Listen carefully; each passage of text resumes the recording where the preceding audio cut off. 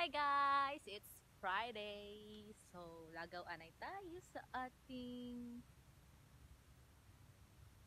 lupain. Wow! So, andito ako ngayon guys sa Talungan. So, ayun, nakakalungkot man sabihin. Pero, syempre, walang bagay na nagtatagal. So, ayan, yung ibang mga puno ng talong, wala na siyang bunga. Hindi na maganda yung tubo. Pero although may mga ano pa din, may mga ibang puno na namumunga pa siya. Pero yun lang, hindi rin siya gano'n na aalagaan ni Papa kasi busy siya sa palayan. Yan. So, siyempre, ibang pananim din dito sa bahay, sa kalabaw. So, ngayon, yan. Kakauwi ko lang din from the city.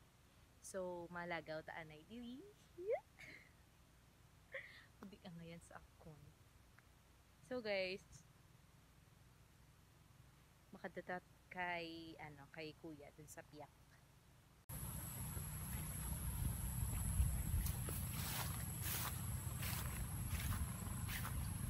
Dali na, dali na. Let's go. Let's go. So, ayun. Lupain. Wow. Lupain. Lahat ang nakikita nyo guys. Yan, hindi amin yan. So, ayan. Ito yung uyapad ni Uncle Dudoy. Yan. Ito yung uyapad ni Uncle Dudoy. At nandito siya ngayon sa uyapad. Then, doon, kina Uncle Ramel, si Papa ay nag-uuyapad.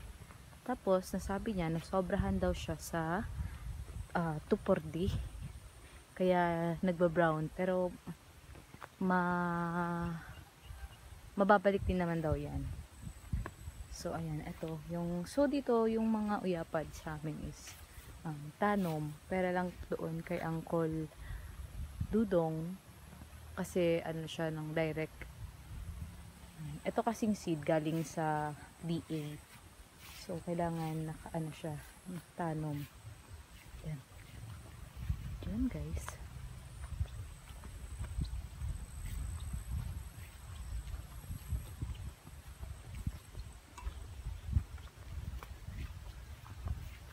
Urit na, Col! Urit na! Ha?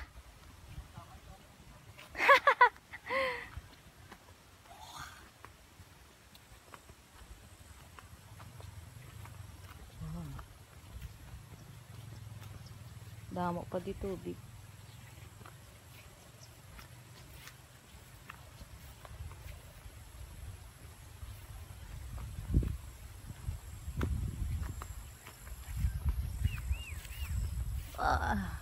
Yan, dito na tayo. At eto nga guys, eto na yung part na lupain ng TBB at dito siya nagtatanim. Kasi kung sa bahay, marami kaming manok at alam nyo na pag manok masyadong masabad or makulit. At hindi niya siya masyado nakapaglinis o maganda yung plat na meron siya kasi busy rin siya, nag-school siya. Pero ayan, dito siya nagtatanim sa part or lupain ni Auntie Bibi kasi bakante naman siya. Ayan. Uwi na tayo guys. So, meron tayo nakuha ang dalawang kalabasa. Let's go. So, ayan yung part na to is dito nagtatanim si kuya. Doon yung kalabasa, merong Sofia, may sile, may kamatis, at kung ano pa. Meron ding mais. Banda doon. Ayan tayo guys. Ayan.